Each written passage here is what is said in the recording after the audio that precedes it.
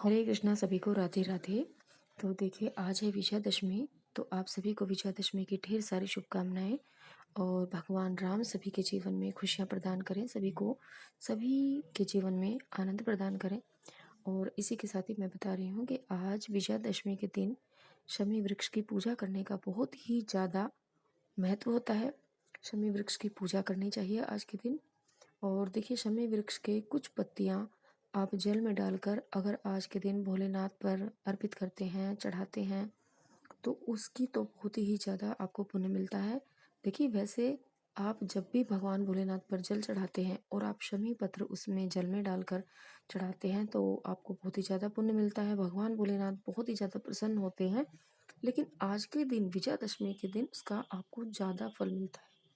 तो और इसके अलावा आप कुछ पत्तियां शमी वृक्ष की तोड़कर उनको धोकर उन पर शहद लगाकर वो भी भोलेनाथ पर आप चढ़ा सकते हैं।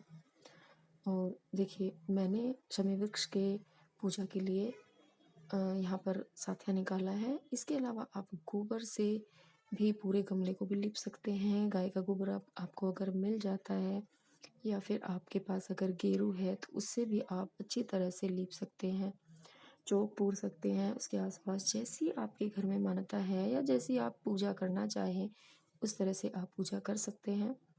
तो मैं भी इसी तरह से सिंपल तरीके से पूजा कर रही हूँ। और घर के सभी सदस्यों को शमी वृक्ष की पूजा विजयादशमी के दिन अवश्य रूप से करनी चाहिए।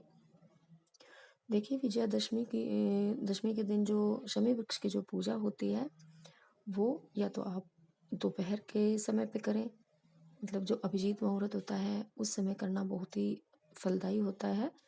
और अगर आप शाम को या दोपहर में किसी टाइम कर रहे हैं तो आपको बस इतना ध्यान रखना है कि दिन छिपने से पहले आपको पूजा कर लेनी है।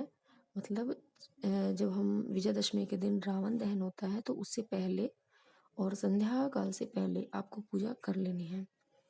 तो उसके अलावा आपका जब टाइम लगता है या जो भी मुहूर्त ठीक हो उस हिसाब से आप पूजा कर सकते हैं। और देखिए, खासकर मतलब शमी की जब हम पूजा करते हैं शमी वृक्ष की, तो उसमें तेल का दीपक जलाया जाता है। आप तीली के तेल का भी जला सकते हैं, वैसे सरसों का तेल का दीपक ही जलाया जाता है। और क्योंकि इसमें जो है शनि का वास माना जाता है शमी वृक्ष में। और शनिवार के दिन भी हर शनिवार को शाम के समय पूजा करने का भी विशेष महत्व होता है। और तिल के तेल का नहीं, सॉरी, सरसों के तेल का ही दीपक जलाया जाता है। और पूजा करने के लिए देखिए, सिंपल तरीके से मैं पूजा कर रही हूँ। मैंने इन भगवान शमी वृक्ष पर जल चढ़ाया है, तिलक अर्पित किया है, और कुछ चावल चढ़ाया है, वस्त्र रूपी कलावा चढ़ाया है, और पुष्प चढ़ाए हैं। और देखिए, 1 लोटा जल आप अवश्य लें और जल जरूर चढ़ाएं। और जल में देखिए, जब भी हम जल चढ़ाते हैं तो जल को खाली नहीं चढ़ाया जाता, मतलब लोटे में कुछ ना कुछ डाला जाता है। तो थोड़ा सा आप मीठा डालें, लेकिन क्योंकि हम वृक्ष में डाल रहे हैं तो ज़्यादा ना डालें, बस 1-2 चीनी के दाने आप थोड़ा सा मीठा मतलब डाल लें उसमें। और इसी तरह से जब हम दीप दान करते हैं, कोई भी पूजा हमारी दीपदान के बिना नहीं होती है, अधूरी रहती है।